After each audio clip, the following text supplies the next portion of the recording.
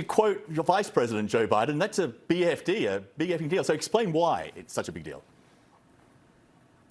The Ukrainians see this, in essence, as a kind of victory already. They've won a place in the West. They are now seen as a full partner, having the commitment of the leader of the West, the United States of America, who came here during wartime, took significant risks to do it, all to send a message to the enemy that the West is behind Ukraine, and to Ukrainians that the United States is prepared to defend them, prepared to support them in this upcoming offensive. I want you to listen to the Secretary General of NATO talking about Vladimir Putin's mindset right now, almost a year since the war began. Here he is.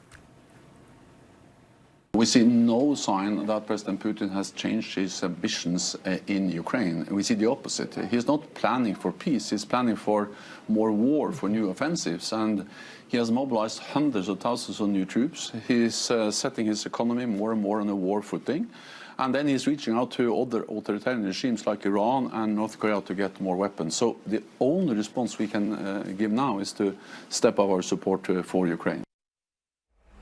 So with that in mind, and there is a message from the US president to the Russian president, which is something like, I'm in Kyiv and you're not. What would be the sort of reaction or response here from Putin to what is essentially an international humiliation? He said publicly already that he's viewing this now as proof positive that Russia is not fighting Ukraine. He said, we're not fighting Ukraine, we're not fighting Ukrainians, we're fighting the West, we're fighting NATO, we're fighting the United States.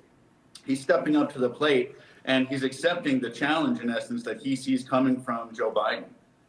So we're in a situation now where there is no other way out of this conflict, it seems, other than one side having a crushing victory over the other to dictate terms. That's what it seems like right now. It's unclear if that's possible on the battlefield. In other words, it's unclear that either side can win, strictly speaking, with their military prowess. They're well evenly matched right now. And we'll see in the coming weeks, I think perhaps even sooner than the coming weeks, the ability of the Ukrainian armed forces to get into the field, to control the operational tempo, and to really put the Russians on the back footing.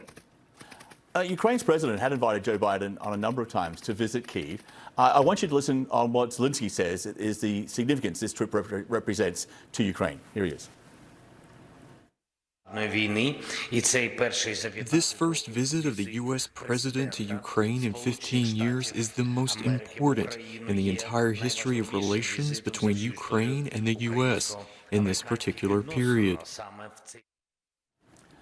Both the Pentagon and the Secret Service were opposed to this trip. The Kremlin was notified ahead of time by the White House. So speak to the personal risks here for Biden, as well as why this is so unprecedented for a sitting U.S. president.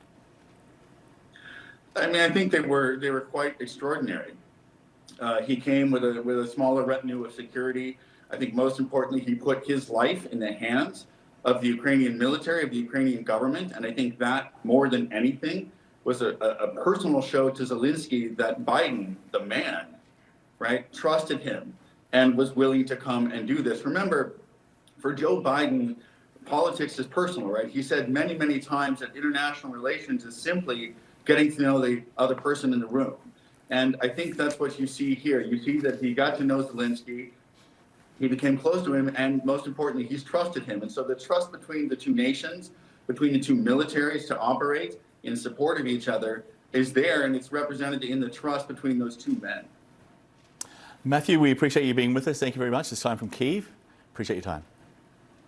My pleasure. China's already